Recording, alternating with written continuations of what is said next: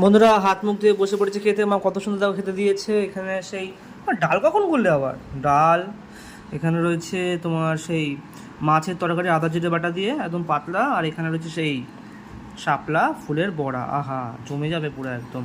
তো সব কিছু একটা সাইডে রাখা যাক।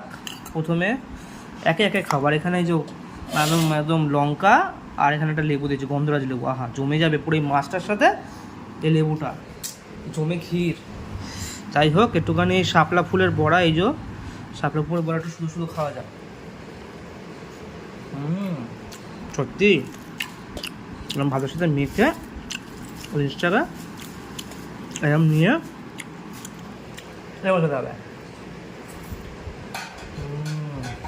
গরম গরম ভাতে শাপলা ফুলের বড়া, সেই একটু ডাল দিয়ে খাবো। একটু ডাল দিয়ে, না সত্যি খুব ভালো হয়েছে। শাপলা ফুলের বড়া, এতে একটু ডাল একটু মাখিয়ে এবার খেতে হবে। জমে গেল। একটু কাঁচা লঙ্কা,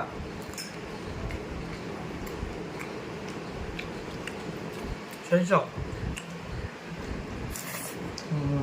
ডাল আর শাপলা ফুলের বড়া দিয়ে খাওয়া শেষ। এবার এই যে পাতলা ঝোল আদা জিরে বাটা দিয়ে মাছের কাটাপোনা মাছ, ওহো, আর পেটির মাছ একদম এত বড়। কারণ আমি কাটা মাছ খুব একটা খেতে পছন্দ করি না, কারণ খাওয়া তো তাড়াতাড়ি খাই, তাই জন্য। তো যদি গলায় কাটা আটকে যায়, যার জন্য পেটির মাছটাই পছন্দ করি।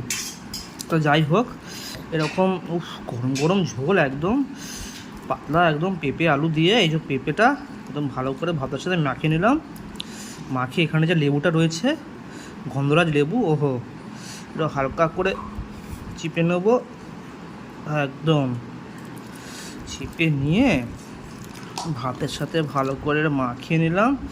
আর এর সাথে যে মাছটার এই যে তেলের সাইডটা চামড়া সমেত, এই যে একদম কত সুন্দর একদম ফ্রেশ মাছ দেখতে পাচ্ছ, এরকম ভালো করে সব একসাথে নিয়ে একটা বাইট দেওয়া যাক।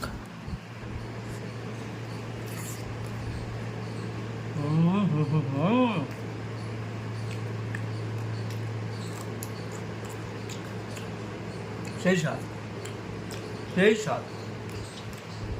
পাতলা ঝোলের যত স্বাদ হয়, সত্যি না খেলে বুঝতে পারতাম আমরা। যাই হোক, যদি খেতে থাকি। আর কারা কারা এরকম আদা জিরে বাটার ঝোল মাঝে মধ্যে